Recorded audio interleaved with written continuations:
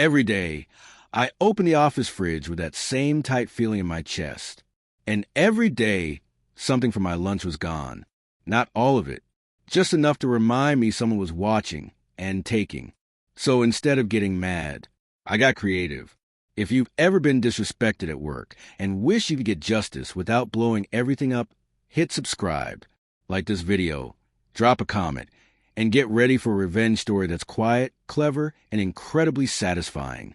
Let's get into it. I worked in a small office. Nothing fancy. No cubicles from hell. No corporate buzzwords plastered on the walls. Just a group of people who mostly got along and followed the unspoken rules of shared spaces. You know the rules. Say good morning. Don't hog the printer. Clean up after yourself in the kitchen. We had one shared fridge, one microwave, and an understanding that whatever you brought from home was yours and yours alone, until it wasn't. At first, it was subtle. I'd open my container and notice the portion was smaller, not empty, not obviously stolen, just wrong. A scoop of rice missing, the best piece of chicken gone, sauce mysteriously scraped from one corner. It messes with your head when someone steals like that, because you start asking yourself stupid questions. Did I eat more than I thought yesterday? Did I misremember how much I packed?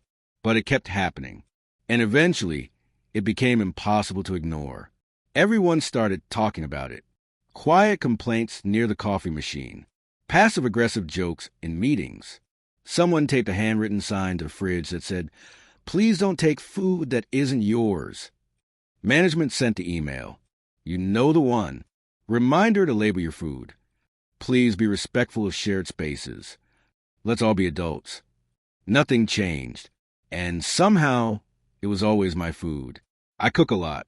Real meals. Stuff that smells good when you reheat it. Garlic, spices, sauces that make people look up from their desks when the microwave beeps. That made me a target. I'd stand there at lunch, fork hovering, staring at my half-eaten meal, feeling my jaw tighten. My shoulders would creep up toward my ears. My appetite vanished, replaced by that sour mix of anger and helplessness. Because what do? You can't accuse everyone. You can't set up a camera without looking insane. And I wasn't about to poison anyone or blow up my job over leftovers. But I was done being an easy win. For a while, I tried to adapt. I labeled everything. I used Sharpie, big letters, my name, the date, even smiley faces, like maybe politeness would shame the thief. It didn't. I tried packing boring food, plain sandwiches, simple salads. They went untouched. But the moment I brought something good again, it happened. That's when it clicked. This wasn't about hunger. It was about convenience. Whoever was doing this wasn't bold. They weren't malicious. They weren't trying to hurt anyone directly. They were lazy. They wanted easy access, minimal effort, zero risk. And that meant I didn't need to scare them. I just needed to annoy them. The idea came to me standing in the kitchen one night, packing lunch, staring at my usual container. What if stealing my food became more work than it was worth? What if instead of one container, there were many? The thought made my shoulders relax for the first time in weeks. The next day after work, I stopped at a dollar store. I bought a set of tiny containers, the kind meant for sauces, condiments, single servings of dressing. They were ridiculous. Small, clear, completely impractical. Perfect. That night, I packed my lunch like a puzzle.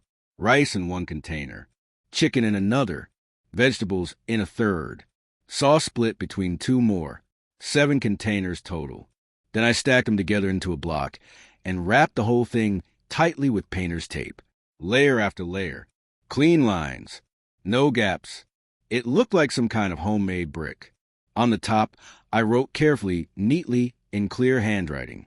If you open this, you have to retape it the same way. I didn't threaten. I didn't accuse. I just made a request that required effort. The next morning, I placed it in the fridge and walked away, heart beating faster than it should over something so small.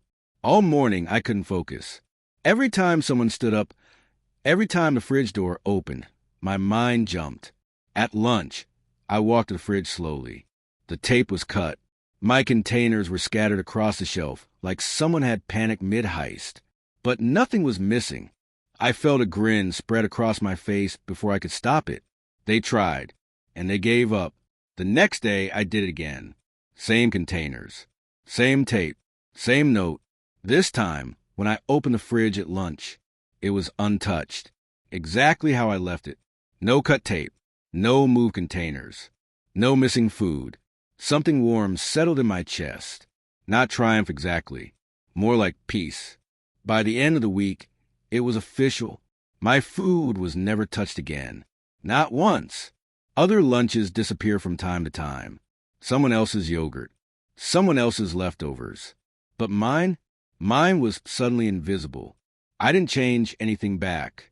I kept packing my food that way for a while, even though it meant extra work for me. And honestly, it was worth it. Because every time I taped that little brick together, I knew I'd won. No confrontation.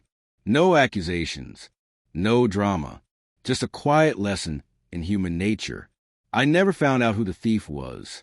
And I didn't need to, because the point was never to punish them. It was to protect my peace. There's something deeply satisfying about solving a problem without raising your voice, about reclaiming control in a situation where you're supposed to just accept being disrespected. I didn't poison anyone. I didn't embarrass anyone. I didn't even report anyone. I just stopped being convenient. And that was enough. I never found out who the thief was. And I didn't need to, because the point was never to punish them. It was to protect my peace. There's something deeply satisfying about solving a problem without raising your voice, about reclaiming control in a situation where you're supposed to just accept being disrespected. I didn't poison anyone. I didn't embarrass anyone. I didn't even report anyone. I just stopped being convenient. And that was enough. I never found out who the thief was. And I didn't need to, because the point was never to punish them. It was to protect my peace. There's something deeply satisfying about solving a problem without raising your voice, about reclaiming control in a situation where you're supposed to just accept being disrespected. I didn't poison anyone. I didn't embarrass anyone. I didn't even report anyone. I just stopped being convenient. And that was enough.